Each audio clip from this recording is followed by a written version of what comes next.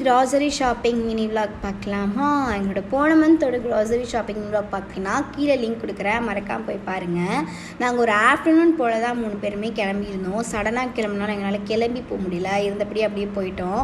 அப்புறம் போயிட்டு வந்துட்டு பக்கத்தில் எப்பவும் போகிற சூப்பர் மார்க்கெட்டுக்கு தான் போயிருந்தோம். என்ன தேடிட்டு இருக்கேன்னு பார்க்காதீங்க, கடலெண்ணெய்க்கும் விளக்கெண்ணெய்க்கும் வித்தியாசம் தெரியாமல் எங்கே இருக்குது எப்படி இருக்குன்னு பார்த்துட்டு இருந்தேன். ஆக்சுவலி நான் அது வாங்கவும் இல்லை தெரியாமல்.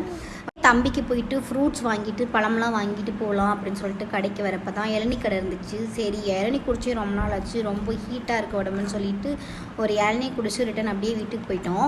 ரீசெண்ட் டைமாக நான் வந்து என் பையனுக்கு வந்து ஹக்கீஸ் தான் யூஸ் பண்ணிகிட்ருக்கேன். அது உண்மைக்குமே நல்லாயிருக்கு, எந்த ஒரு ரேஷஸுமே இல்லாமல் லீக்கேஜ் ஆகாமல் ஒரு 3 to 4 hours 5 hours வரையுமே எனக்கு நல்லாவே தாங்குது. இது ஒரு 4 month தான் யூஸ் பண்ணிகிட்ருக்கேன். உங்கள் வீட்லேயும் குட்டீஸ் யாராவது இருந்தாங்கன்னா கண்டிப்பாக யூஸ் பண்ணி பாருங்கள். இது ஒன்றும் வந்துட்டு ஒரு விளம்பரம்லாம் கிடையாது. நான் வந்து யூஸ் பண்ணேன், அது உங்களுக்கு வந்து ரிவ்யூ மாதிரி கொடுக்குறேன்.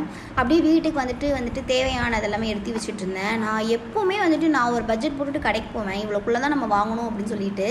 ஆனால் அந்த மாதிரி நடந்ததே கிடையாது. அதை விட அதிகமாக தான் ஆயிருக்கு. அந்த மாதிரி தான் இந்த மாதமும் ஆச்சு. இதுக்கு ஒரு சொல்யூஷன் கண்டிப்பாக கண்டுபிடிச்சி ஆகணும். அதனால் அடுத்த மாதம் வந்து ஒரு பிளான் வச்சுருக்கேன். அதை அடுத்த மாதம் வந்துட்டு உங்களுக்கு கண்டிப்பாக சொல்கிறேன் என்னன்னு சொல்லிட்டு.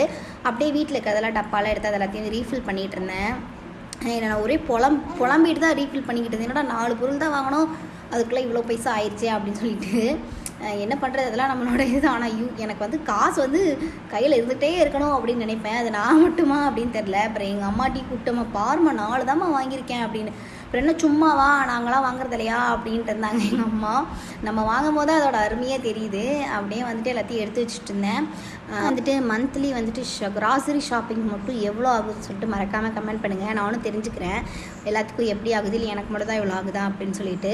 எங்களுக்கு ஆஃப்டர்நூன் இப்படி தான் போச்சு, உங்களுக்கு எப்படி போச்சு சொல்லிட்டு மறக்காமல் கமெண்ட் பண்ணுங்கள். நிறைய பேர் சப்ஸ்கிரைப் பண்ணாமல் பார்க்குறீங்க, சப்ஸ்கிரைப் பண்ணிட்டு பாருங்கள். பாய்.